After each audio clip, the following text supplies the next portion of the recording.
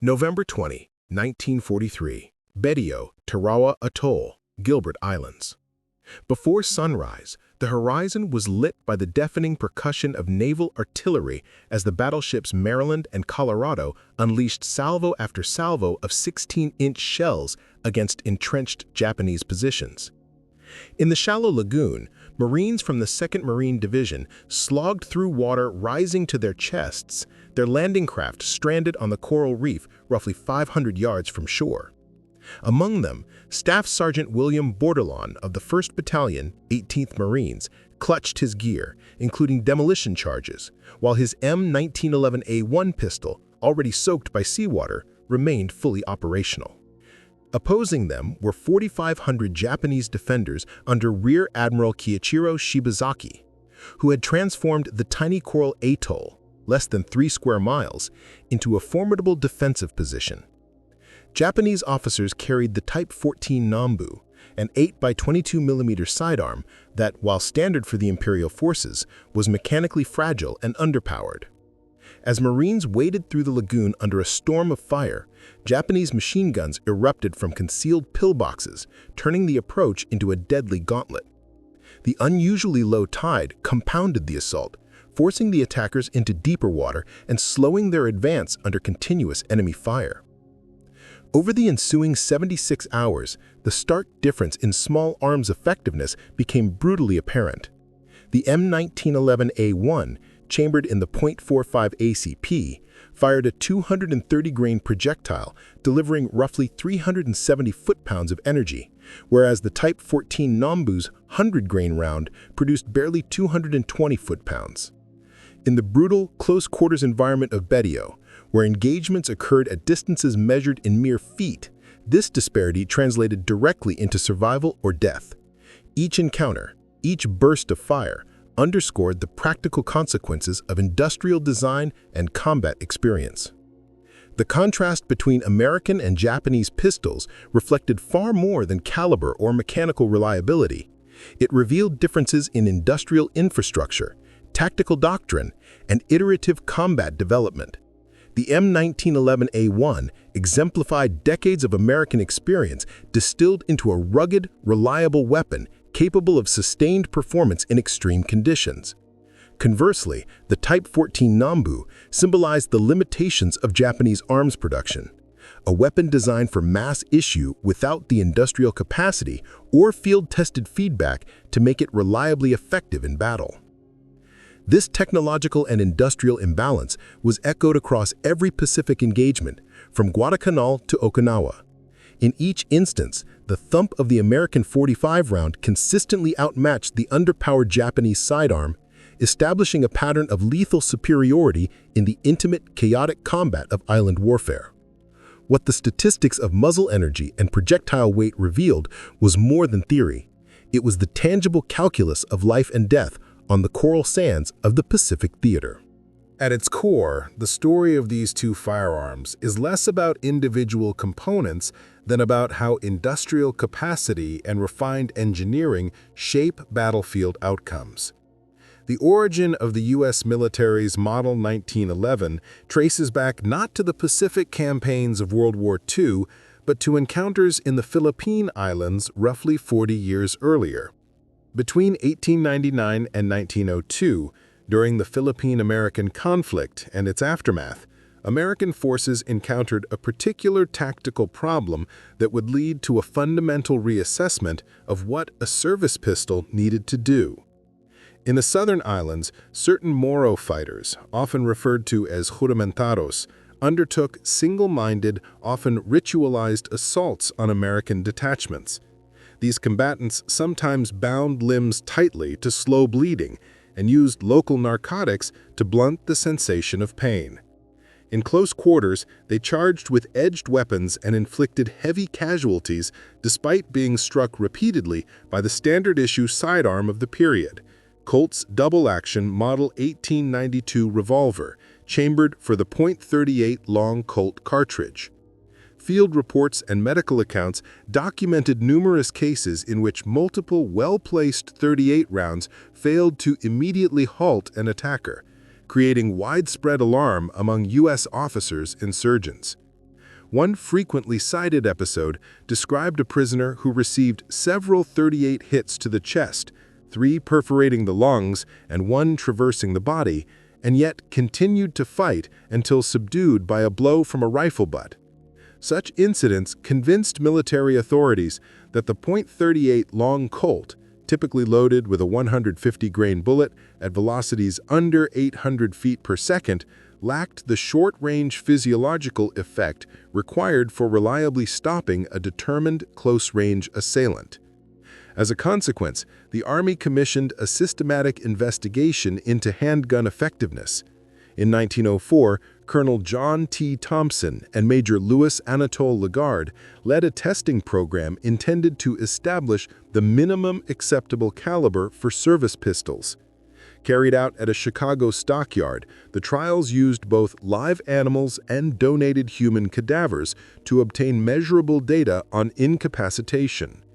The investigators examined time to collapse for animals struck in vital areas, measured movement of suspended cadavers after impact, effectively a ballistic pendulum, traced wound channels by dissection, and used X-rays to observe bullet placement and internal damage. The tests compared a range of cartridges then under consideration: small European pistol rounds such as the 7.65 by 21 mm and 9 by 19 mm, domestic and foreign .38 variants, and larger calibers including .45 types and several British rounds. Outcomes were consistent enough to draw stark contrasts. Smaller, lighter projectiles sometimes produced surprisingly little immediate physiological disruption even after multiple hits, while larger, heavier .45 class bullets tended to induce far greater body motion, deeper wound channels, and more rapid incapacitation in the test subjects. The board's practical conclusion was emphatic. For the shock and stopping power required at typical pistol ranges, a military handgun projectile should not be smaller than 0.45 inch in diameter. In their assessment, simply increasing velocity within the conventional dimensions of handgun cartridges was insufficient to make up for limited bullet mass.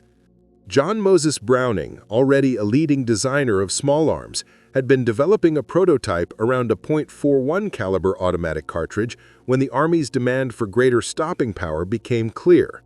Responding to the test findings, he adapted his design to accept a .45 round. That redesign produced a pistol frame and operating system tailored for a heavy, large-bore cartridge, a short recoil mechanism in which the barrel and slide locked together momentarily before a link dropped the barrel to unlock it from the slide, combined with a single action trigger for a firm and predictable release. Browning's handgun incorporated pragmatic safety and service features. It used a grip safety that required a proper hold to enable firing and a manual thumb safety to prevent accidental discharge. Yet the design allowed the weapon to discharge a chambered round even if the detachable magazine was removed, a valuable redundancy if magazines were damaged or lost in combat. The detachable magazine itself held 7 rounds, permitting comparatively quick reloads for the era. From 1906 into 1911, the design was rigorously evaluated against contemporary competitors, including entries from Savage and European firms.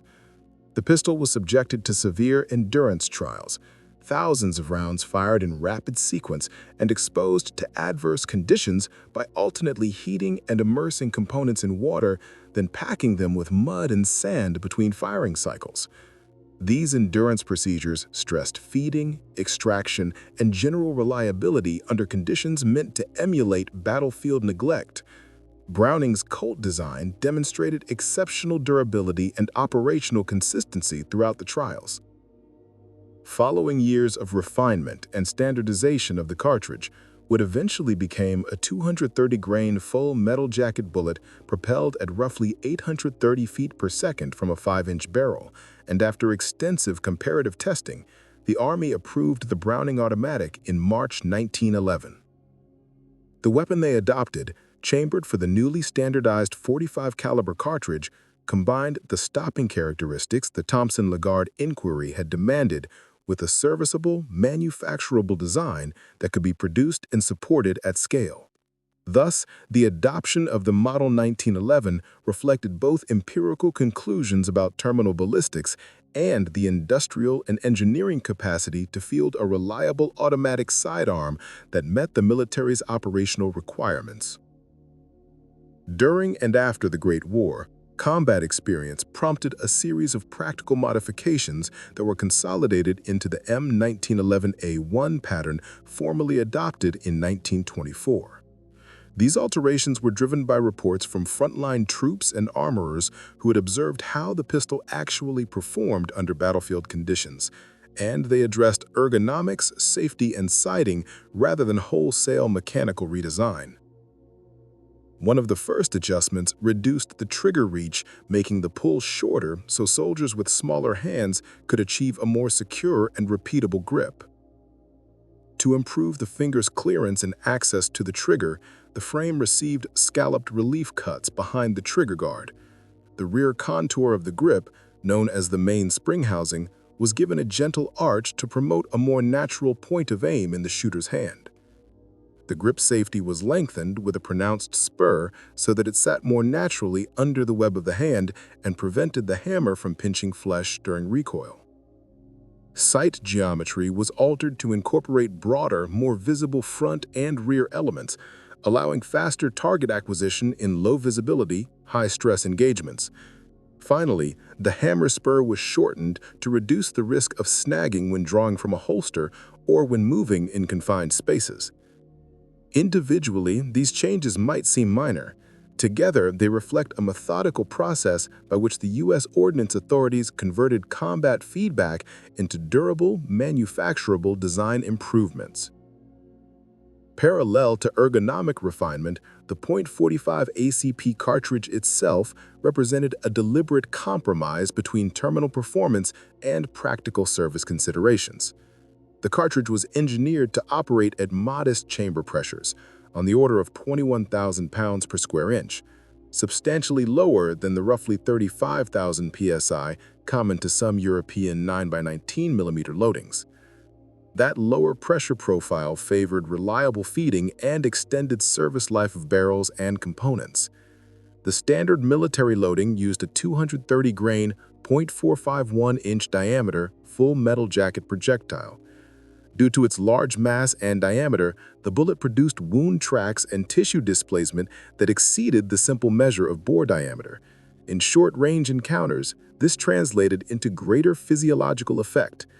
The muzzle velocity of approximately 830 feet per second from a 5-inch barrel placed the projectile below transonic regimes where instability can occur, helping preserve accuracy and preventing loss of effectiveness at longer handgun distances. The heavy, slow-moving projectile retained a significant portion of its kinetic energy at distances commonly encountered in service, remaining effective out to 50 yards and beyond under many conditions. When the United States entered the Second World War, pistol manufacture shifted from peacetime throughput to a high-volume, wartime tempo that showcased American industrial mobilization. Colt, the original patent holder and primary contractor, expanded its Hartford operations markedly. By 1943, its output approached 800 pistols per day at peak capacity. Even so, the scale of demand required the Ordnance Department to distribute contracts widely and to adapt diverse industrial plants to pistol production. The M1911A1's uncomplicated and rugged architecture made it amenable to mass production methods that differed from the artisanal techniques used for more complex small arms. A range of companies with little or no prior firearms pedigree were brought into the program because they possessed precision metalworking capacity and assembly experience. Remington Rand, the firm better known for office machines, retooled its Syracuse, New York factory and emerged as the largest single contractor, turning out 877,751 M1911A1 pistols. Their production line introduced extensive use of stamped components where feasible, mechanized relief and checkering operations for grip frames, and statistical process control techniques that maintained dimensional control while maximizing throughput. Ithaca Gun Company, traditionally a shotgun maker, manufactured 369,129 pistols and introduced investment casting for many small parts. This approach cut required machining time by an estimated 60% for those components. The Union Switch and Signal Company of Swissvale, Pennsylvania, an industrial concern rooted in railroad equipment manufacturing, produced roughly 55,000 pistols and applied refined heat treat cycles that extended barrel service life by approximately 30%. Singer Manufacturing Company, although responsible for only about 500 pistols, produced examples noted for their exceptional fit and finish. The tooling and jigs Singer developed were later shared or adapted by other contractors, multiplying the company's influence well beyond its modest output. A foundational objective of the wartime production effort was absolute parts interchangeability. Components from any contractor were expected to fit and function correctly in receivers and assemblies from any other maker. To accomplish this, critical dimensions were held to intentionally permissive but controlled tolerances, typically in the range of 3 to 5 thousandths of an inch, so that pistols remained serviceable even when exposed to contamination, temperature change, or field wear. That interchangeability paid operational dividends when depot-level overhaul frequently involved rebuilding serviceable weapons from mixed parts salvaged from damaged stocks. Ammunition manufacture was scaled to match weapon output. The Army's primary ordnance plant produced well over 1 billion rounds of .45 ACP during the conflict. Additional capacity supplied by commercial firms such as Western Cartridge Company, Remington Arms, and Winchester Repeating Arms raised total wartime production by another 2 billion cartridges. Each lot of service ammunition underwent standardized quality checks, accuracy testing, pressure verification, and functional trials across multiple weapon samples to ensure consistency. The accepted military loading employed the 230-grain projectile driven to approximately 830 feet per second from the standard 5-inch test barrel, with an allowable velocity variation of about plus or minus 25 feet per second, and propellant selected for stable burn characteristics suitable to the cartridge's pressure envelope. The period also saw the development of specialty loads for particular missions. One example is the M12 shot cartridge, intended for aircrew survival kits. It contained roughly 118 pellets of number 7.5 birdshot, packed in a simple paper capsule, and was effective for procuring small game at very close range, practical out to only about 10 feet, but provided downrange utility far beyond what a single solid projectile could offer in survival circumstances. Taken together, the post-World War I updates and the wartime production measures demonstrate how iterative design, guided by user feedback and industrial adaptation, combined to keep the M1911A1 a viable and serviceable sidearm throughout two world conflicts. The ammunition suite and organizational handling of pistols evolved in response to both technical experience and operational demand. An improved survival cartridge, designated the M12's successor in some records as the M15, used a blue wax-sealed capsule to reduce moisture ingress for long-term storage. For training and sighting practice, tracer loads were issued so firers could visually follow projectile trajectories. Production also included overpressure-proof rounds, identifiable by specially stained cases, which were used during manufacturing to verify that components and assemblies could withstand pressures above standard service levels. At the unit level, changes in table of organization allocations reflected a growing appreciation of the pistol's battlefield role. In 1942, a Marine Division's authorization list provided for roughly 798 pistols, issued mainly to officers, non-commissioned officers, and crew-served weapons teams. After the bitter fighting on Tarawa, that number rose dramatically. By December 1943, divisional allowances increased to about 1,377 pistols, and by 1945, authorization levels exceeded 1,700 per division. In practice, some formations, particularly the Lead Marine Division on Okinawa, entered combat with more than 2,000 M1911A1 pistols in their possession. a figure augmented by individual riflemen who acquired sidearms outside formal supply channels. Allocation priority favored frontline combat units. For example, at Tarawa, the 2nd Marine Division reported approximately 456 M1911A1s for a complement near 18,000 men, roughly 1 pistol for every 12 Marines, while later formations, such as the 5th Marine Division, carried roughly 1,789 pistols for comparable strength, about 1 per 10 men. Army organizations showed similar distribution patterns. The 77th Infantry Division on Okinawa listed some 1,234 M1911A1 pistols among about 16,000 soldiers.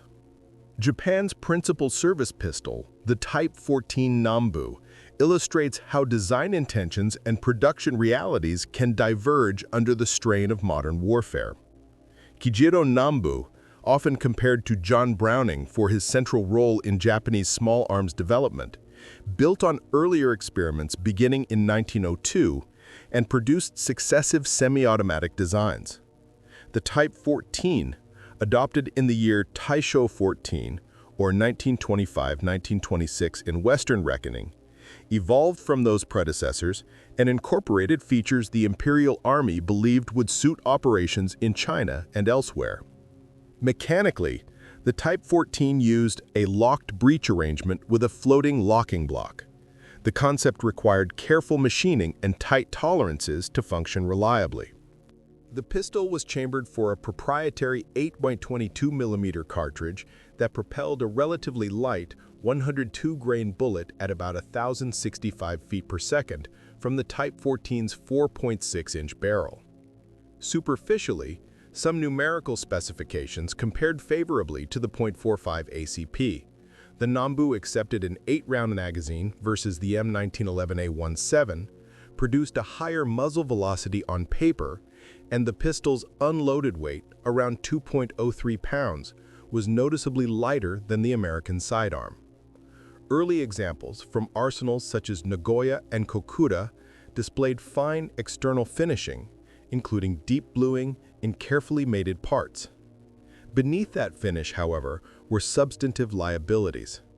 Despite the higher velocity, the 8x22mm round delivered only about 256 foot-pounds of muzzle energy versus roughly 369 foot-pounds for the .45 ACP, a shortfall of roughly 30%.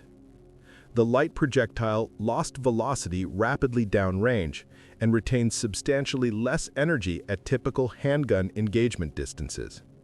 At 50 yards, the Nambu round's terminal energy was markedly lower than the .45's. The cartridge's bottlenecked case, while intended to aid in feeding, tended to complicate extraction when chambers were fouled, producing reliability problems in harsh conditions. Procurement and cultural factors compounded these technical shortcomings. Unlike U.S. practice, Japanese officers commonly had to purchase their own sidearms. A Type 14 cost about 78 yen in 1940, a significant fraction of a junior officer's monthly pay. That economic expectation limited widespread formal training and sometimes reduced pistols to symbols of rank rather than thoroughly integrated combat tools. Wealthier officers sometimes favored imported European pistols or private purchases such as Spanish Ruby 7.65mm models. Doctrinally, the Imperial Army placed far greater rhetorical emphasis on traditional close combat methods, swordsmanship and the like, than on systematic pistol marksmanship, and manuals devoted more attention to edged weapon technique than to shooting, and pistols were often regarded primarily as sidearms for policing, ritual, or personal defense, rather than as primary battlefield implements. That attitude diminished institutional incentives to identify and remedy design weaknesses. As the war progressed, manufacturing standards for the Type 14 deteriorated sharply. Early production pieces were marked by numerous inspection stamps, careful finishing, and hand-fitted components. By 1943, the number of inspection stamps had fallen to only a few, Surface finishing was curtailed, and interchangeability of parts suffered. Late war output from some factories exhibited visible tool marks, rough castings, and dimensional variations that would have failed earlier acceptance criteria. These declines in quality control and interchangeability further undermined the pistol's battlefield reliability when it was needed most. The Type 14 Nambu's most consequential deficiencies were rooted in its control layout and magazine design, which together undermined its effectiveness in actual combat conditions. Its safety lever, mounted on the left side above the trigger guard, required the shooter either to alter the firing hand grip, disrupting sight alignment and trigger engagement, or to manipulate it with the support hand. In high-intensity situations, especially when wounded, encumbered by equipment, or engaged in close-quarters grappling, this two-handed operation proved impractical and at times fatal. The magazine release, a spring-loaded latch at the front base of the grip, often activated unintentionally, disengaging the magazine and rendering the pistol inoperable due to the magazine disconnect mechanism. In 1939, a modification introduced a retention spring to prevent accidental magazine loss, but this also made reloads cumbersome. Soldiers frequently needed both hands to remove the magazine, and in tropical or humid environments, corrosion frequently welded magazines in place. Field reports from Marines describe instances of captured Type 14 pistols with magazines stuck solid, requiring hammering and desperate attempts to restore function. Production statistics illustrate the limitations of Japanese industrial capacity. Between 1926 and 1945, approximately 400,000 Type 14 pistols were manufactured across various arsenals and subcontractors. Even at peak monthly output, about 3,500 units in 1944, quality control was inconsistent. Factories such as Nambu Rifle Manufacturing Company, Chukio, and subsidiaries of Tokyo Gas and Electric produced pistols with such poor standardization that parts from different factories or even different batches from the same facility were often non-interchangeable. In combat, these design flaws were not isolated anomalies, but systematic weaknesses that compounded to create a pistol ill-suited for the Pacific theater. The safety mechanism, requiring either a grip shift or use of the support hand, was particularly hazardous under pressure, as Marines documented numerous cases of Japanese officers unable to disengage it when rapidly overrun.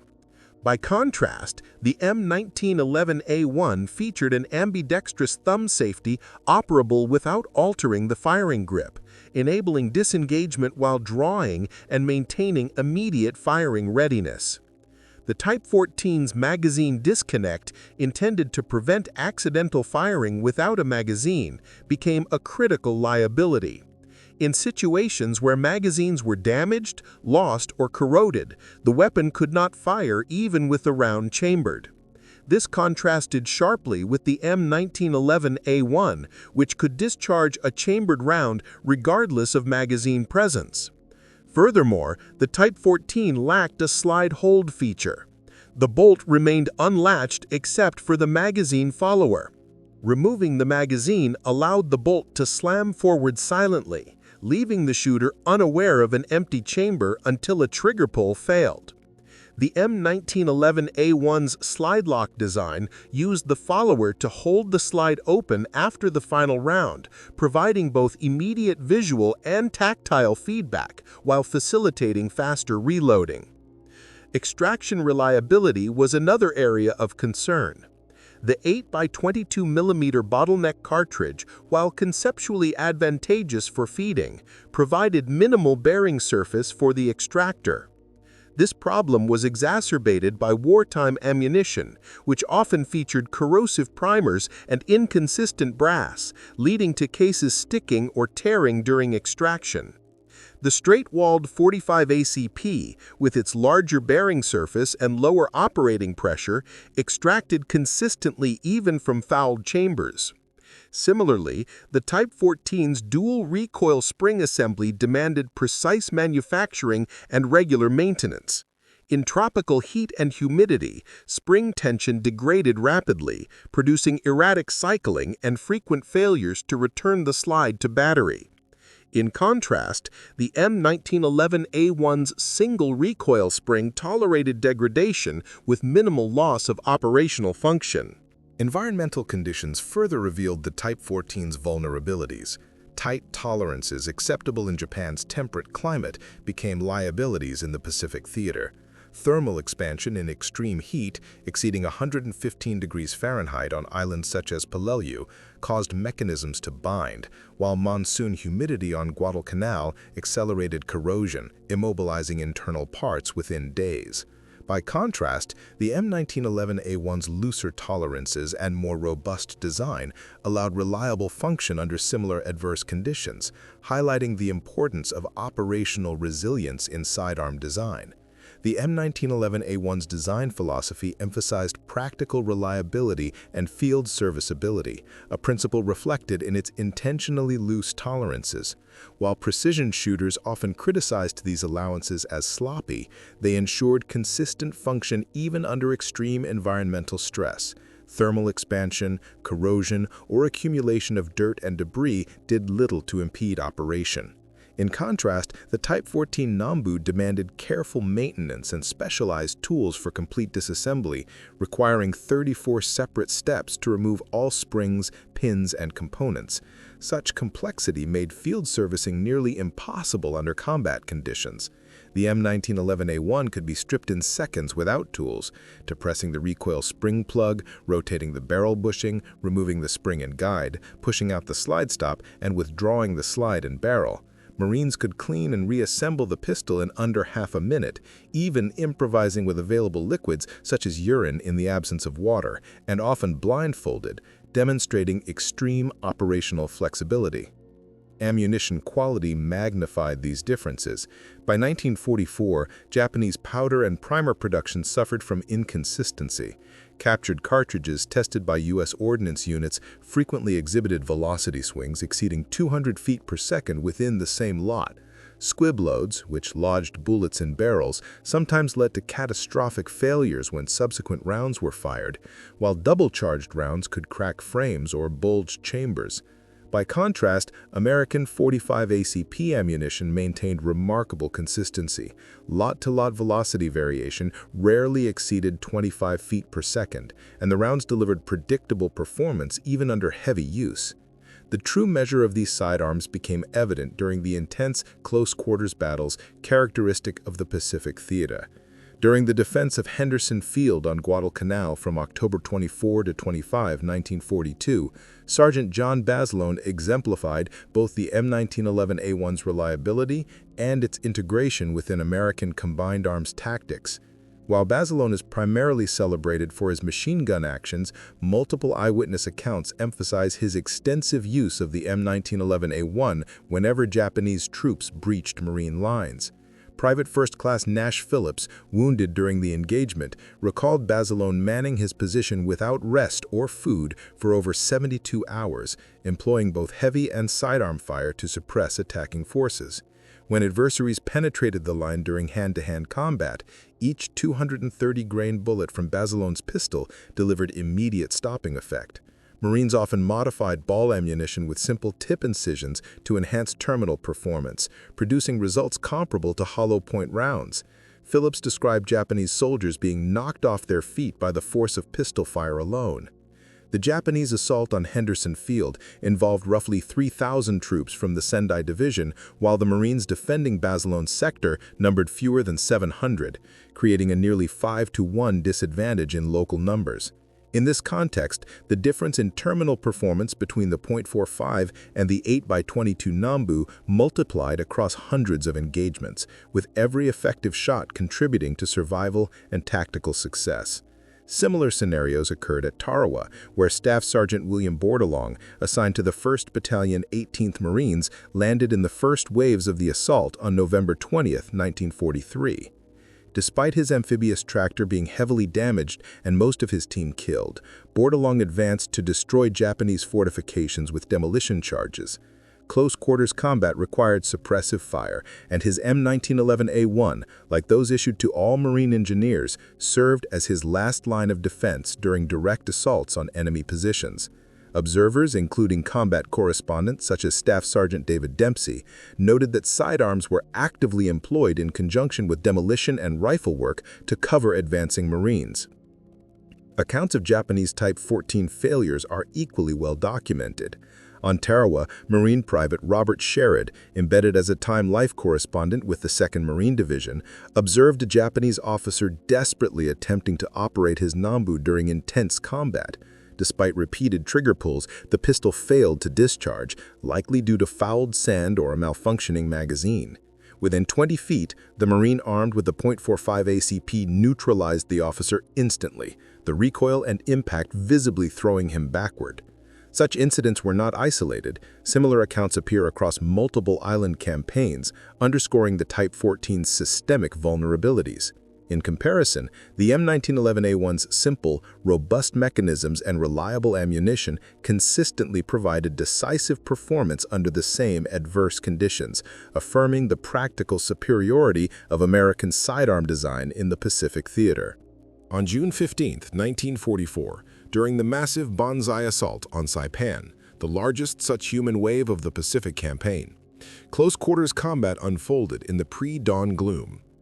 Corporal John D. Alessandro of the 27th Marines later recounted the assaults as successive surges of charging men led by officers brandishing swords and handguns. He described one officer frantically trying to clear his jammed Nambu while running forward.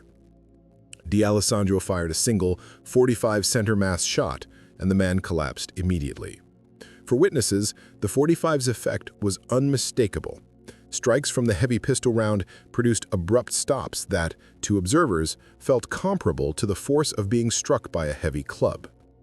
Post-action medical analyses reinforced those battlefield impressions with quantitative observations. Corpsmen recorded that torso wounds from .45 ACP projectiles produced temporary cavities on the order of several inches across, producing rapid circulatory collapse and acute disruption of the nervous system. By contrast, wounds from the lighter, faster 8x22mm Nambu bullet typically produced wound tracts only marginally larger than the bore diameter and often failed to incapacitate after a single hit. Multiple impacts were frequently necessary to render an assailant immediately ineffective. Commanders at the front noted the tactical consequences. Lieutenant Colonel Louis Chesty Puller, leading the 1st Battalion 7th Marines on Guadalcanal, reported that the .45 automatic proved indispensable for repelling infiltrators and Banzai assaults.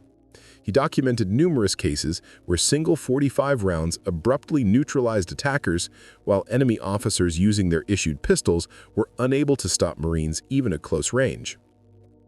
Such repeated observations underscored a consistent operational disparity between the M1911A1 and the Type 14 Nambu that stemmed from fundamentally different military cultures and combat doctrines. American small arms doctrine emphasized firepower and practical marksmanship informed by frontier and colonial-era experience. Scientific studies, such as the Thomson-Lagarde tests, strengthened the institutional preference for a heavy-bore service pistol by demonstrating that a larger projectile produced more reliable, near-instant incapacitation at short ranges. As a result, the .45 caliber requirement moved from preference to policy. The need for virtually guaranteed stopping power at pistol ranges became an evidence-based mandate rather than a matter of taste. Training practices reflected this emphasis on combat effectiveness. At training depots such as Paris Island and Camp Pendleton, Marines fired extensive quantities of pistol ammunition and progressed from classical marksmanship fundamentals, sight alignment, trigger control, and breath control, into practical combat shooting. Instruction included point-of-contact firing, holding the pistol at the ribs for close-in engagement, rapid engagement of multiple targets on the move, and retention shooting from the guard position. Qualification standards required a high degree of performance. Shooters had to score at least 70% hits on life-sized silhouettes at 25 yards while firing 50 rounds under time constraints. The manual of arms emphasized minimizing wasted motion, drawing while simultaneously manipulating the thumb safety, keeping the trigger finger outside the guard until the weapon cleared the holster, clearing stoppages with practiced tap-rack bang drills, and reloading proactively to avoid a slide lock when possible.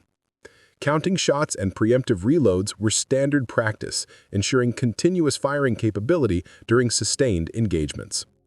Japanese pistol instruction, by contrast, was limited and largely ceremonial. The Imperial Army's training literature devoted only a few pages to marksmanship with pistols, but far more space to swordsmanship, and many officers received only a token allotment of ammunition for annual practice, sometimes as little as 50 rounds when supplies permitted. In consequence, many officers entered combat having fired their Type 14s far less than an American Marine would in a single training day. Cultural and doctrinal factors reinforced this pattern. Pistols were often viewed within the Japanese military as instruments of status, discipline, or ritual, used for policing, executions, or suicide, rather than as primary offensive weapons on the modern battlefield. Taken together, these differences in equipment, ammunition, doctrine, and training help explain why the .45 caliber M1911A1 routinely produced immediate observable effects in close combat that the lighter Japanese service pistol usually did not. In the chaotic, lethal environments of Saipan, Guadalcanal, Tarawa, and similar engagements, the cumulative consequence of that disparity translated directly into lives saved and positions held. The notion that handguns could serve as primary assault weapons was initially dismissed in militaries that equated a warrior's honor with his blade. That cultural predisposition delayed appreciation of pistols' tactical utility in modern close-quarters fighting. In contrast, U.S. practice evolved rapidly in response to combat experience. After Guadalcanal, training curricula were revised to emphasize firing from non-standing positions, prone and supine, as these stances were common when men were wounded or seeking cover. The lessons of Tarawa led to additional, highly practical changes. Instruction now included techniques for amphibious shooting, methods to keep ordnance dry during landings, procedures for clearing water from muzzles and chambers, and immediate remedial actions following immersion. Reports of enemy infiltrators showed the need for skills beyond marksmanship, so drills added weapon retention methods and close-in contact shooting. American ammunition philosophy diverged sharply from that of its adversaries. The .45 ACP was deliberately engineered to deliver maximum stopping effect within serviceable mechanical limits, relatively heavy bullets, subsonic velocities to avoid the instability associated with transonic transition, and a focus on momentum transfer rather than long-range ballistic flatness. Put simply, American designers accepted a curved trajectory at extended ranges because most pistol engagements occurred well inside 25 yards. Japanese development of the 8mm Nambu pursued a different set of priorities, high velocity and a flatter flight path in pursuit of rifle-like behavior from a handgun cartridge. That emphasis sacrificed mass and terminal performance for marginal ballistic advantages that proved of little practical value in the close engagements that actually occurred. Cultural and organizational factors reinforced these hardware choices.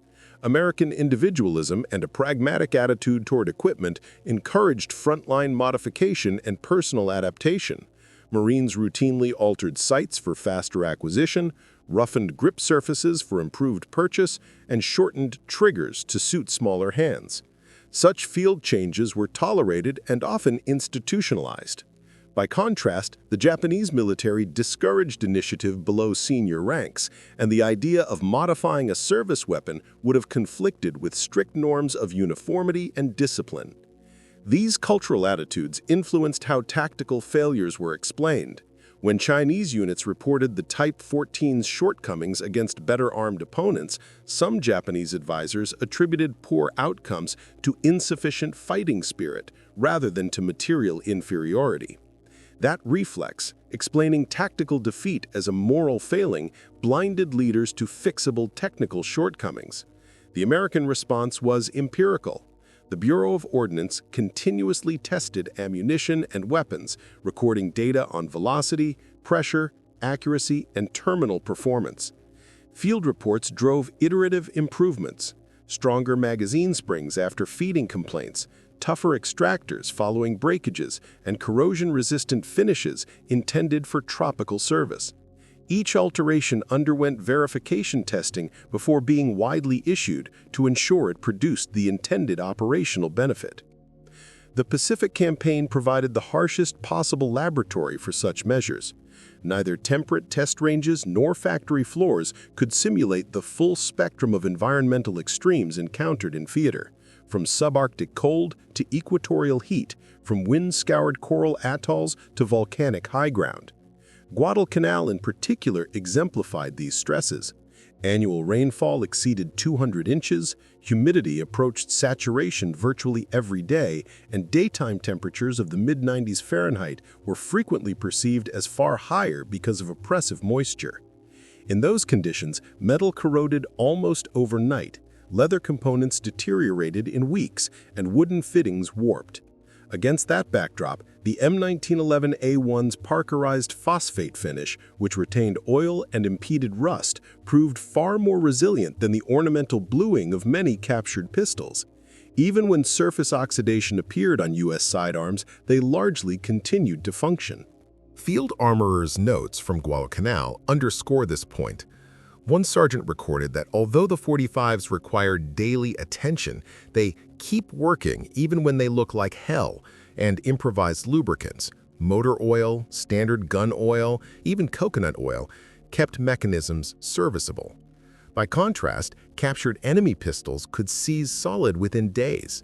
Springs fractured under forceful attempts at disassembly, and whole batches became irreparable in the field. Tarawa presented a different set of maintenance problems.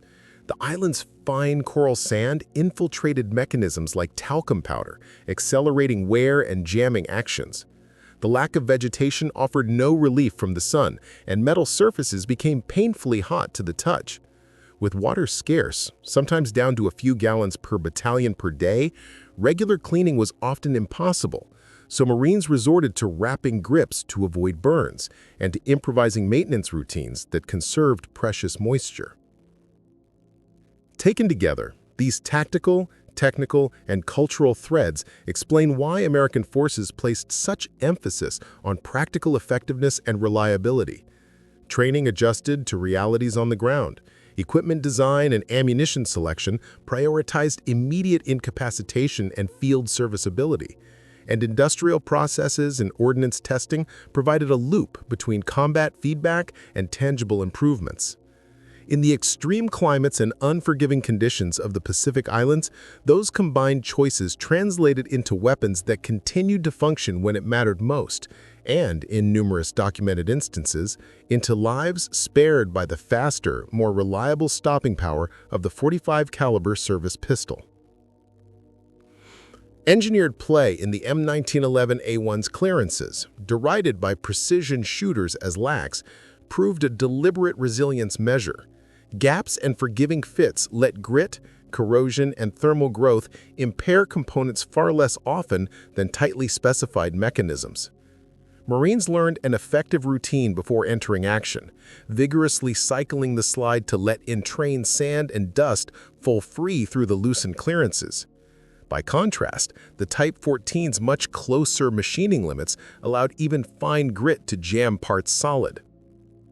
Palilio, in September 1944, provided a dramatic example of thermal stress. Official thermometers recorded air temperatures up to about 115 degrees Fahrenheit, but readings taken among the windless coral ridges and fighting positions frequently exceeded 120 degrees Fahrenheit. Under those conditions, many men suffered heat exhaustion in numbers that, on some days, outstripped battlefield casualties. Metals expand noticeably at such extremes. The M1911A1, designed with allowance for that growth, continued to operate, whereas the Type 14, manufactured to peacetime precision, experienced binding as components expanded at different rates.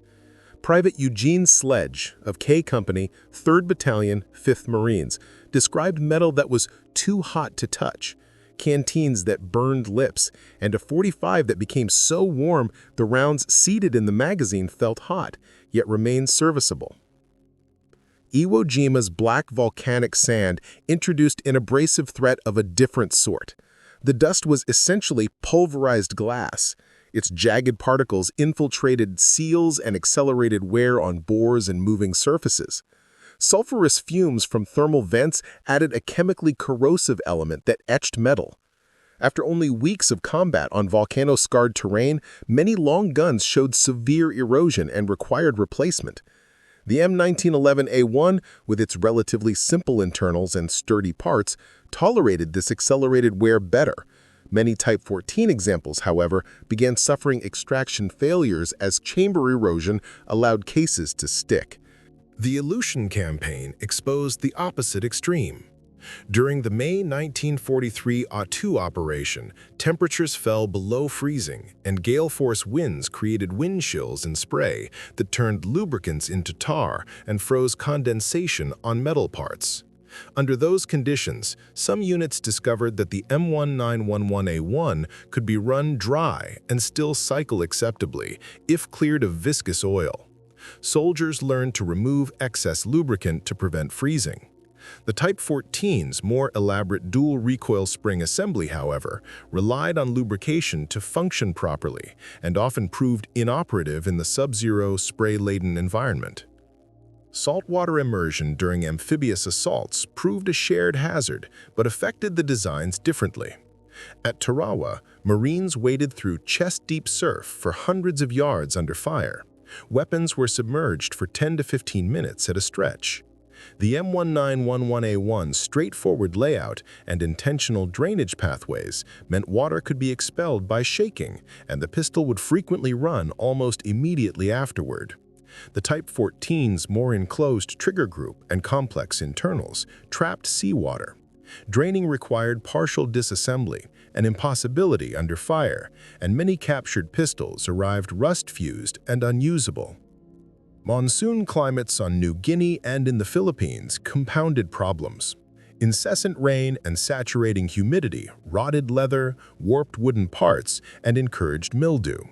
In this environment, the M1911A1's parkerized or phosphate finish, which absorbed and held oil, outperformed the decorative bluing used on many Japanese pistols. The latter developed surface rust within days that, if left untreated, progressed to pitting. When U.S. forces introduced plastic grips in 1943, those panels resisted moisture entirely. By contrast, wooden grip panels on late-war Type 14s swelled with humidity, occasionally cracking frames as they expanded. The 1939 magazine retention spring added to the Nambu design frequently seized with rust, turning routine magazine changes into impossible tasks. Logistics and maintenance culture reinforced these design differences.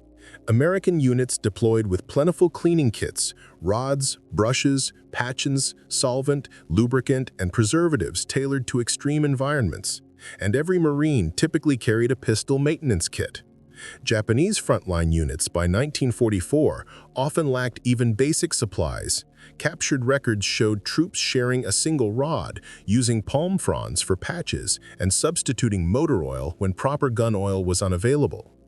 Field innovation by American troops helped extend weapon life in the field.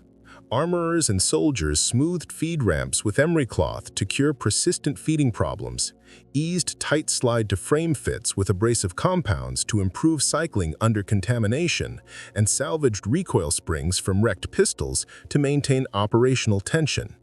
These improvised repairs, carried out at battalion or company level, preserved serviceability under heavy wear. Units on the Japanese side, without spare parts, tooling, or permissive doctrine for field modification, more often simply abandoned malfunctioning Type 14s. Taken together, environment, material, maintenance, and mindset shaped battlefield performance. The M1911A1's forgiving dimensions, accessible design, and supply of consumables let it keep firing across heat, cold, sand, and salt. The Type 14's precise manufacture and dependency on clean parts and lubrication left it vulnerable to the harsh, varied conditions that defined the Pacific campaigns. The amphibious invasion of Okinawa, which began on April 1, 1945, marked the final and most intense evaluation of small arms performance in the Pacific theater. Codenamed Operation Iceberg, the operation brought together 183,000 U.S. Army and Marine personnel against roughly 110,000 entrenched Japanese defenders. Okinawa's strategic importance was immense, as it would serve as a staging ground for the planned invasion of the Japanese home islands.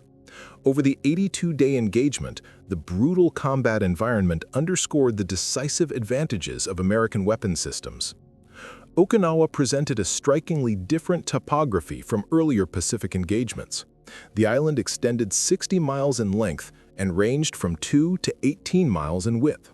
Its northern plains consisted largely of cultivated farmland, while the southern regions were dominated by jagged ridges riddled with caves, tunnels, and fortifications. Japanese Commander General Mitsuru Ushijima had spent months preparing these positions, engineering interlinked defensive networks designed to channel attackers into prearranged kill zones. In these confined spaces, close-quarters encounters were unavoidable, and sidearms often proved more decisive than rifles. The American force consisted of the entire 10th Army, commanded by Lieutenant General Simon Bolivar Buckner, Jr., incorporating the Army's 24th Corps with the 7th, 27th, 77th, and 96th Infantry Divisions, alongside the Marine Corps' 3rd Amphibious Corps with the 1st and 6th Marine Divisions. Collectively, these units deployed over 15,000 M1911A1 pistols, approximately one for every 12 combatants. Ammunition planning reflected hard-won lessons from prior campaigns. 10 million rounds of .45 ACP were available, ensuring troops could sustain high rates of fire in prolonged engagements. In contrast, Japanese forces were critically constrained. Officers carried Type 14 Nambu pistols, but chronic shortages restricted their combat readiness. Captured records from the 62nd Division indicate that each Japanese pistol was allocated only 20 rounds for the duration of the battle, while American units carried a basic load of 21 rounds with virtually unlimited resupply. Initial landings on April 1, coinciding with Easter Sunday, encountered light resistance as Ushijima's troops had withdrawn to prepared positions in the southern ridges. The situation changed abruptly when U.S. forces struck the Kakuzu Ridge defensive lines on April 9. Combat rapidly devolved into fierce, close-quarters fighting, with engagements often occurring at distances of only a few feet. Success hinged on immediate access to effective firepower. During this period, Technical Sergeant Beaufort Anderson of the 96th Infantry Division distinguished himself. On April 13th, while his unit was pinned under Japanese fire, Anderson assaulted enemy positions alone, employing both grenades and small arms to neutralize 25 defenders in confined spaces. Witnesses consistently reported his extensive use of the M1911A1 during these engagements. In his own words, Anderson recalled, "When they popped up from holes right under you, there was no time to swing a rifle around. The .45 knocked them down instantly." The Japanese counterattacks intensified as the battle continued, culminating in Operation Tengo on May 4, when Ushijima committed his remaining reserve forces in a desperate offensive. During this climactic engagement, close combat was widespread along the front lines. Marine Private First Class Harold Agerholm of the 4th Battalion, 10th Marines, would be posthumously awarded the Medal of Honor for evacuating 45 wounded comrades under continuous fire. Reports indicate that Agerholm carried the M1911A1 in one hand while dragging injured Marines with the other, engaging Japanese infiltrators with precise sidearm fire to protect his casualties. The Okinawa campaign therefore not only tested the endurance of men and terrain, but also the effectiveness of small arms under the most extreme conditions. The M1911A1's reliability, stopping power, and adaptability in close quarters consistently gave American forces a decisive advantage, whereas Japanese Type 14 pistols, hampered by limited ammunition and design vulnerabilities, frequently proved insufficient in the most critical encounters. The cave systems on Okinawa introduced a highly specialized form of combat that emphasized the value of handguns in ways rifles could not match. Japanese defenders had extensively modified natural caves, constructing multi-tiered fortifications with interlaced tunnels, concealed firing ports, and choke points that forced attackers into confined spaces. Within these tight environments, conventional long guns were cumbersome and difficult to maneuver, making pistols the primary tools for clearing enemy positions. Marine Corporal Donald Hiss of the 1st Marine Division described these operations in detail, noting that assaults began with the deployment of white phosphorus grenades to reduce available oxygen and flush defenders from their positions. Once the initial blast created an opportunity, Marines advanced with pistols fitted with flashlights to illuminate targets in near-total darkness. Hiss emphasized the .45 ACP's effectiveness, explaining that its recoil and heavy momentum could knock adversaries back against cave walls while still delivering maximum energy to the target. Tactical lights mounted on pistols allowed Marines to quickly identify and engage threats at point-blank range, an essential capability in confined quarters. The .45 ACP's characteristics made it ideally suited to these conditions. Its relatively low muzzle velocity minimized disorienting blast for the shooter while transferring substantial momentum through clothing, webbing, and equipment, factors that often deflected lighter, higher-velocity rounds. Post-war terminal ballistic studies confirmed the .45's superior performance, showing significantly larger temporary wound cavities in ballistic gelatin than any other military handgun cartridge, underscoring its ability to immediately incapacitate an enemy, a critical factor when opponents might detonate explosives in enclosed spaces. The ferocity of Okinawa's terrain extended beyond caves. Sugarloaf Hill, a critical defensive position within the Japanese Shuri line, became a focal point of intense hand-to-hand combat from May 12 to 18. The 6th Marine Division sustained over 2,000 casualties attempting to capture this position, mounting 17 separate assaults before finally securing it. Engagements were often at extremely close range, frequently within arm's length. Sergeant James Stevens recounted fighting in knee-deep mud under heavy rain, where Japanese soldiers would emerge from hidden positions mere feet away. In these scenarios, rifles clogged with mud were largely ineffective, whereas the M1911A1 performed reliably. Marines with pistols consistently prevailed in these extremely close encounters, demonstrating both reliability and lethality under adverse conditions. By late May, the shortcomings of Japanese small arms had become starkly evident. Colonel Hiromichi Yahara, operations officer of the 32nd Army, reflected in post-war memoirs that the Type 14 pistols were largely ineffectual. Ammunition was scarce, and the remaining functional weapons frequently malfunctioned due to exposure to rain and mud. In contrast, American forces benefited from abundant supplies of .45 ACP rounds and pistols that could deliver instant incapacitation even from glancing hits. The onset of the monsoon compounded these difficulties, transforming Okinawa into a landscape of waterlogged foxholes and submerged weapons, further highlighting the resilience and superior performance of the M1911A1 in extreme combat environments. This combination of terrain, enemy fortifications, and environmental extremes illustrated that in Okinawa's brutal close-quarters battles, the reliability, stopping power, and adaptability of American pistols were decisive factors, while the Type 14's vulnerabilities severely limited Japanese combat effectiveness. The amphibious assault on Okinawa, beginning April 1, 1945, tested the extremes of small arms effectiveness under some of the harshest combat conditions of the Pacific War. Known as Operation Iceberg, the invasion involved 183,000 American troops, including Army and Marine units, facing 110,000 Japanese defenders who had fortified the island as a last line of defense before the home islands.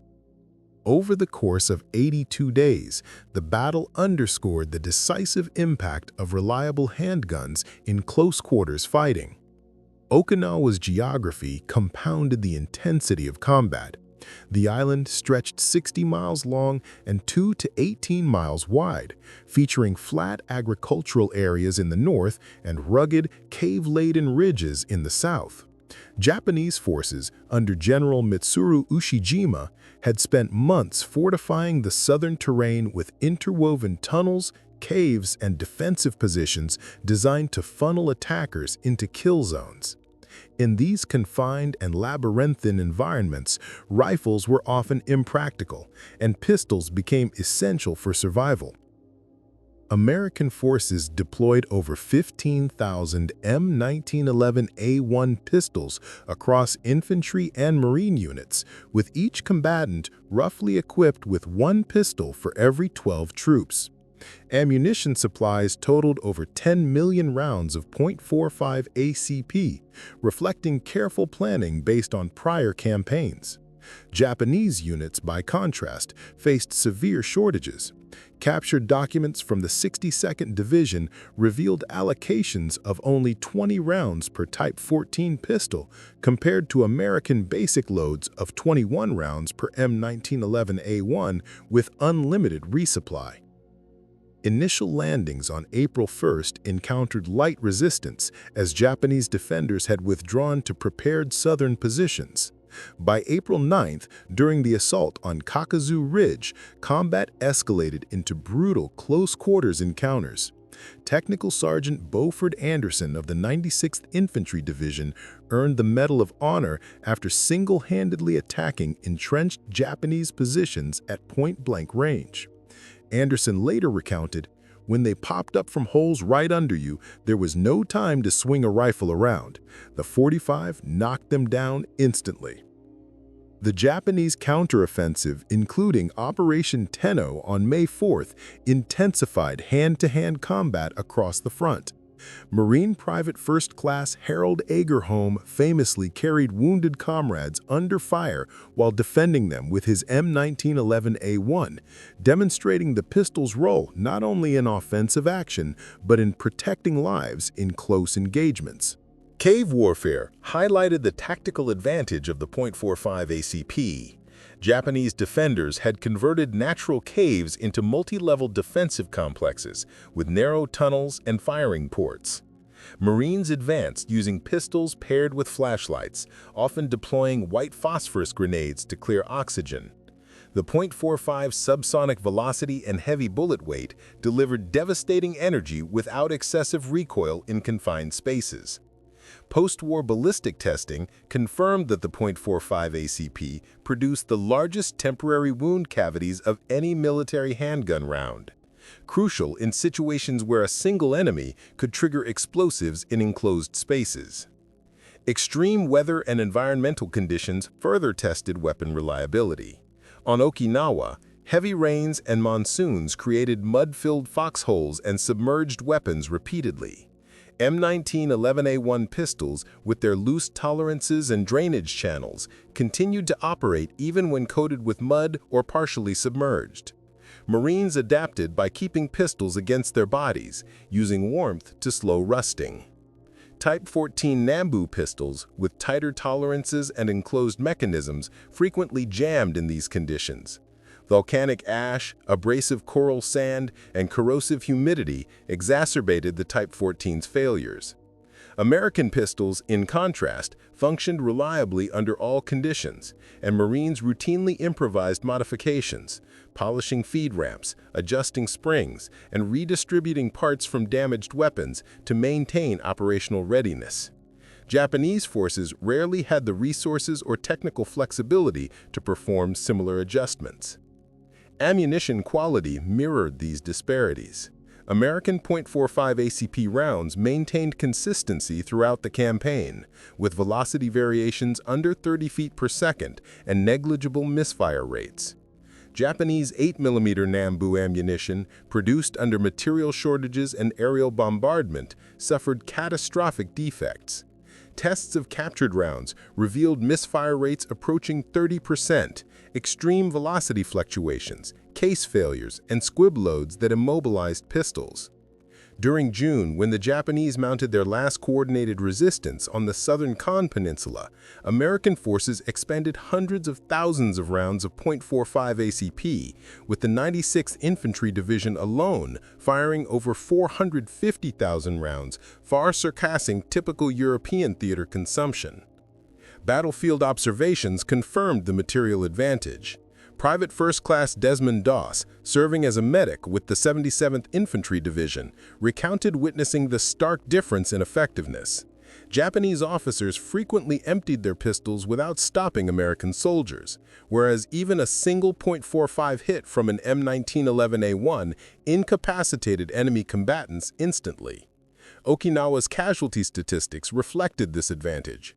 U.S. forces suffered 12,520 killed and 36,631 wounded, while Japanese forces and Okinawan civilians accounted for approximately 210,000 deaths, a 10-to-1 lethality ratio, highlighting the decisive role of superior small arms. American industrial capacity magnified these advantages.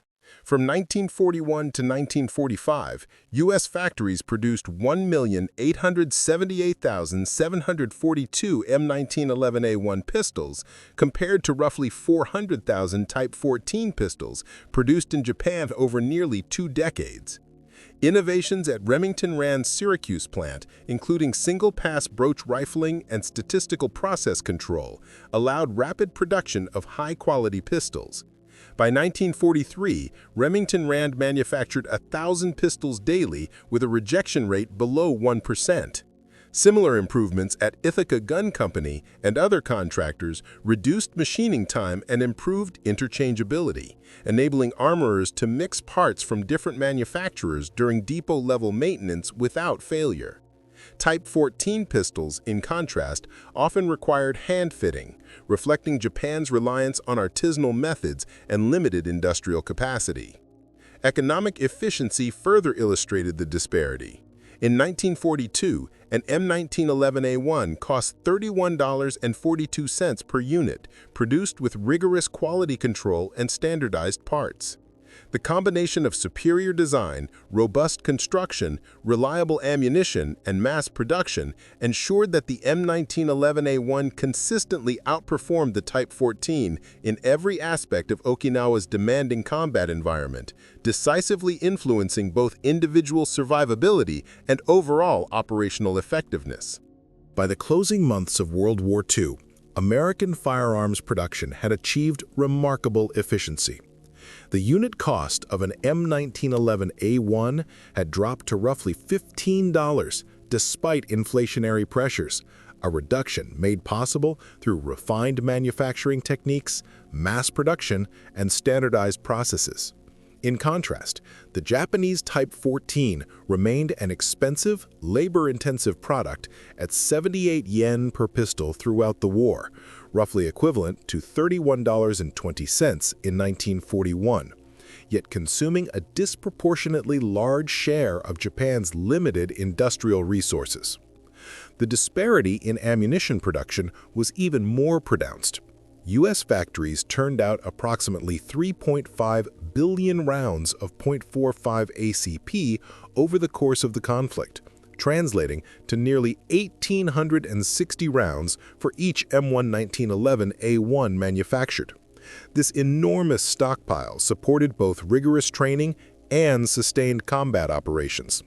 Japanese 8mm Nambu production, by comparison, totaled only about 100 million rounds between 1926 and 1945, providing an average of roughly 250 cartridges per pistol over 2 decades. By the time of Okinawa, Japanese units were constrained to issuing a mere 20 rounds per Type 14 for entire campaigns, starkly illustrating the limits of their supply. Quality control practices further reflected the divergence in military-industrial philosophy. Every American M1911A1 underwent rigorous proof testing with overpressure cartridges reaching 30% above standard specifications. Barrels were precisely gauged, and pistols were subjected to 100-round function tests with random samples enduring 5,000-round trials. Metallurgical analyses ensured proper heat treatment and material consistency. Japanese standards, already minimal before the war, virtually vanished by 1944. Late-war Type 14s revealed rough tooling marks, inconsistent dimensions, and soft metals that would have failed pre-war inspection entirely. Supply chain sophistication compounded the advantage. American manufacturers received specialized alloys, SAE 4140 steel for barrels, 8620 steel for frames, crafted to exact specifications. Cutting tools themselves, products of U.S. industrial capability, maintained tight tolerances across thousands of components. Japanese arsenals, constrained by material shortages and a vertically integrated structure, relied on whatever steel and parts were available: recycled ship armor for frames, artillery brass for barrels, and salvaged automotive springs, resulting in inconsistent quality and limited production rates. American subcontractor networks further multiplied efficiency. Synthetic grip producers such as Colt Plastics, Franzite, and Keys Fiber Company supplied millions of moisture-resistant grips suitable for tropical conditions. Spring manufacturers, including Wolf Company and Associated Spring Corporation, provided precisely heat-treated springs, while magazine makers like Scoville and Risden produced units with exacting tolerances, ensuring seamless interchangeability. In contrast, Japanese production remained confined to arsenals, precluding specialization and slowing output. Training and ammunition allocation policies revealed stark differences in operational doctrine. U.S. forces allotted 240 rounds per Marine for basic pistol qualification, 500 rounds for advanced training, and 100 rounds monthly for sustained combat readiness. Total expenditure surpassed 500 million rounds over the war. Japanese officers, obliged to purchase their own ammunition, often fired fewer than 100 rounds annually, entering combat with little practical experience on the Type 14, far fewer than a single day's training for an American Marine. Attrition and replacement highlighted the operational consequences of these disparities. American units replaced roughly 15% of M1911A1s annually due to combat losses, damage, or excessive wear, with production capacity easily accommodating both replenishment and expansion of inventories. Japanese forces, unable to replace lost or failed Type 14s, often saw officers resort entirely to swords. By Okinawa, many Type 14s had become completely inoperable, leaving Japanese personnel without functional sidearms. The ultimate lessons of the Pacific War extended beyond technical specifications or production tallies. Across thousands of islands and millions of square miles of ocean, in environments ranging from equatorial jungles to volcanic ash fields, the M1911A1's reliability, ease of maintenance, robust design, and industrially backed ammunition supply consistently outperformed the Japanese Type 14. This contrast epitomized the broader struggle between American industrial democracy and Japanese militarized feudalism, a conflict in which mass production, standardized quality, and strategic logistical planning decisively shaped combat effectiveness and survival. The empirical data of terminal ballistics clearly favored the American side. The .45 ACP round, firing a 230-grain projectile at approximately 830 feet per second, delivered roughly 370 foot-pounds of energy, producing temporary wound cavities in ballistic gelatin exceeding 4 inches in diameter. By contrast, the Japanese 8mm Nambu fired a 102-grain bullet at 1,650 feet per second, generating 256 foot-pounds and producing wound channels barely larger than the bullet itself. This roughly 44% advantage in kinetic energy translated into immediate stopping power, enabling Marines to incapacitate adversaries before they could continue their attack. However, raw energy did not tell the whole story. The .45 ACP's heavier projectile retained velocity far more effectively, preserving about 89% of its muzzle energy at 50 yards compared to 76% for the 8mm Nambu. Its larger frontal area, approximately .451 square inches versus .320 for the Nambu, resulted in nearly double the tissue displacement. Subsonic flight eliminated a sharp ballistic crack, minimizing muzzle blast disorientation for the shooter in confined quarters, while the straight-walled cartridge extracted reliably from fouled chambers. Every measurable ballistic characteristic strongly favored the American round. The pistols themselves were engineered to complement their ammunition. The M1911A1, weighing roughly 39 ounces, absorbed recoil effectively while maintaining a stable firing platform. Its single-action trigger, breaking between 4 and 5 pounds, allowed controlled shot placement even under extreme stress. Its grip safety and manual thumb safety prevented accidental discharge without hindering immediate readiness. Its 7-round magazine, although 1 round fewer than the Nambu, could be rapidly replaced under combat conditions, and the pistol would still fire a chambered round without a magazine. By comparison, the Type 14's design flaws undermined its theoretical advantages. At 32 ounces, its lighter frame produced a sharper, less controllable recoil. A heavy, gritty trigger made accurate fire difficult. The safety lever required two-handed manipulation, and the addition of the magazine retention spring complicated rapid reloading.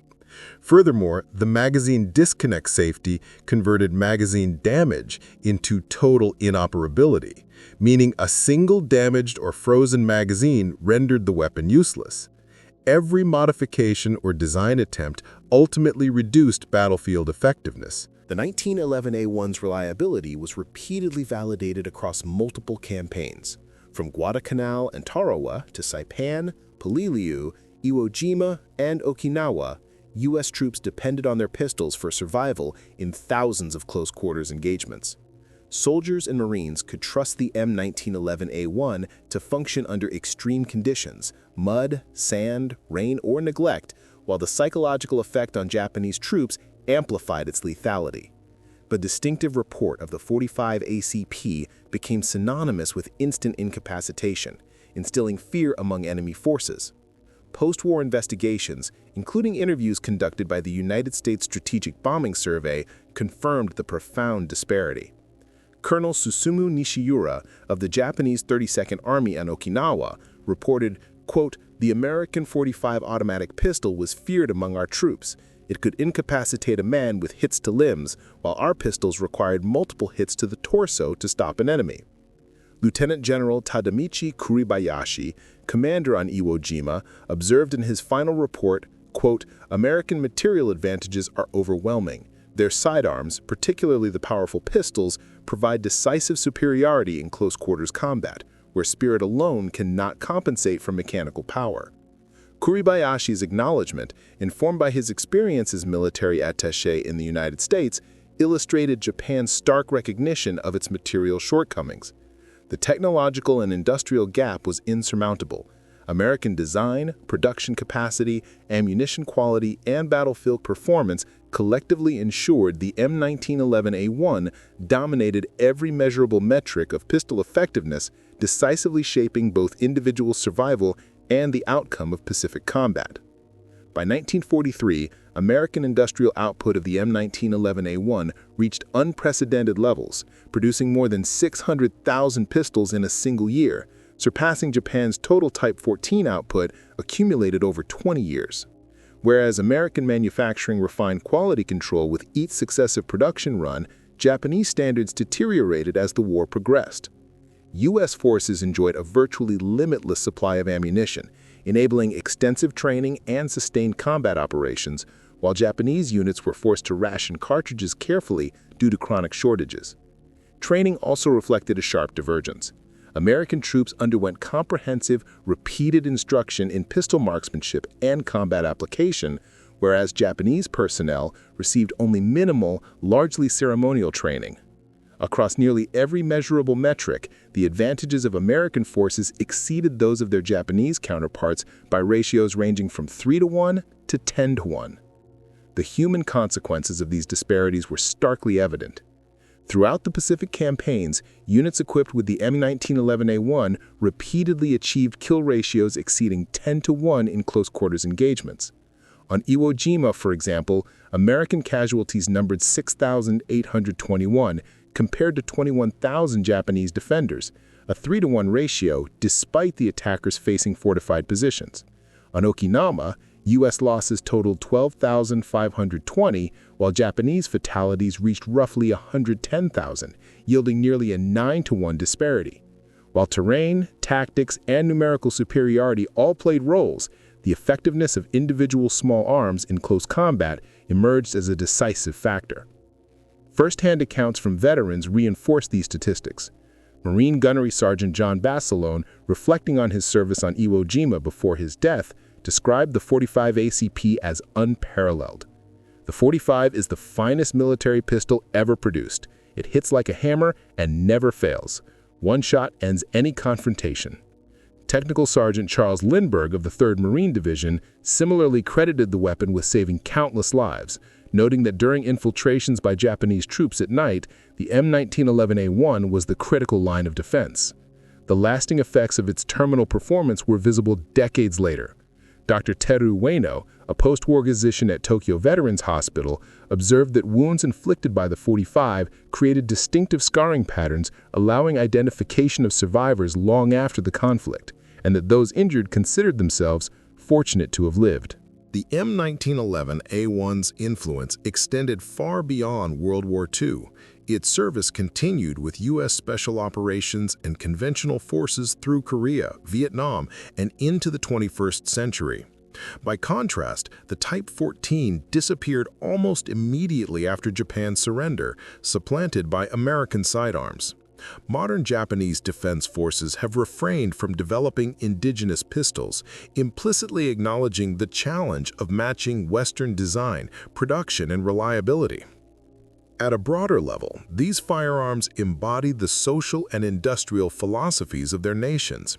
The M1911A1 represented American industrial democracy, standardized, mass-produced, dependable, and accessible to any soldier regardless of rank or social standing. The Type 14 reflected Japanese military feudalism, handcrafted, inconsistent, mechanically inferior, and primarily limited to officers able to acquire them. In this sense, the weapons mirrored the operational and cultural approaches of their respective societies. Ultimately, the outcomes of the Pacific War reaffirmed conclusions drawn by the Thompson-Lagarde tests of 1904. In close combat, the ability to stop an opponent decisively, stopping power, directly determines survival. The M1911A1, with its superior cartridge, engineering, and logistical support, proved that principle repeatedly on the battlefields of the Pacific, leaving no doubt about the material and tactical advantages it conferred. Throughout the Pacific campaigns, the M1911A1 consistently delivered decisive stopping power under every conceivable battlefield condition. Its reliability was proven millions of times, while the Japanese Type 14 Nambu repeatedly failed to provide comparable performance even in ideal circumstances. This disparity in weapon effectiveness compounded across innumerable individual skirmishes, amplifying American combat effectiveness and contributing materially to the Allied victory. The science of terminal ballistics in these conflicts was precise and unforgiving. On Tarawa, when Staff Sergeant William Bourdillon advanced against fortified Japanese pillboxes. On Guadalcanal, when Sergeant John Basilone held the lines at Hendersonfield, and in countless anonymous skirmishes within caves across remote Pacific islands, American soldiers and Marines relied on a weapon that functioned without fail. The M1911A1 chambered in .45 ACP. Each trigger pull propelled a 230-grain bullet at approximately 830 feet per second, delivering 370 foot-pounds of kinetic energy and producing wound channels capable of immediately neutralizing hostile combatants. In practical terms, this simple equation, mass times velocity squared divided by a constant, directly translated to survival in innumerable close-quarter engagements. By contrast, the Type 14 Nambu, firing a 102-grain projectile at 1,650 feet per second for 256 foot-pounds of energy, repeatedly fell short of the physical requirements necessary to stop an opponent quickly, demonstrating the lethal implications of its design limitations. Production statistics reinforced the strategic significance of these differences. U.S. industry produced 1,878,742 M1911A1 pistols during the war, backed by 3.5 billion rounds of ammunition, enough to supply every gun with thousands of combat rounds and extensive training. Japan, by comparison, manufactured approximately 400,000 Type 14 pistols over nearly 20 years, with an estimated 100 million rounds of 8mm ammunition. Even during the war itself, the United States maintained a 4.7-to-1 advantage in pistols and a staggering 35-to-1 advantage in ammunition, reflecting industrial capacity that spiritual devotion alone could not overcome.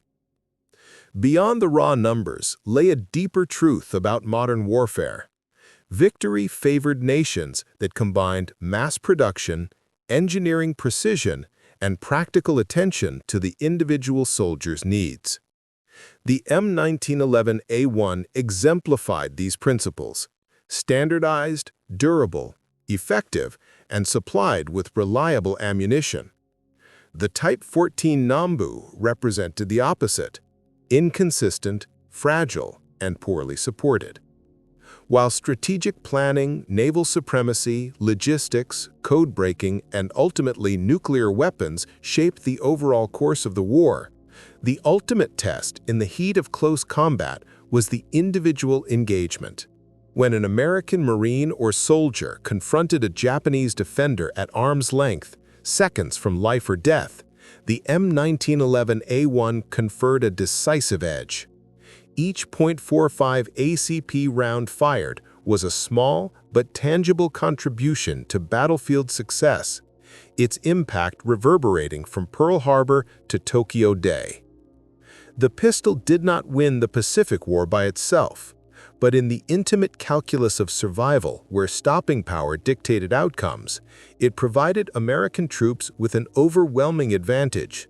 Across thousands of individual fights, the M1911A1's reliability and lethality multiplied to create a strategic effect far beyond the sum of its parts. Fleet Admiral Chester Nimitz, reflecting on the conflict, acknowledged the critical role of individual weapons. The technological superiority of the M1911A1 and similar arms gave U.S. forces the ability to dominate in close-quarters combat. When engagements came down to hand-to-hand or point-blank firefights, American personnel consistently prevailed because their weapons functioned under the harshest conditions. This technical edge, repeated millions of times across the Pacific theater, was a decisive factor in securing Allied victory, illustrating how superior engineering and industrial capacity could shape the course of history.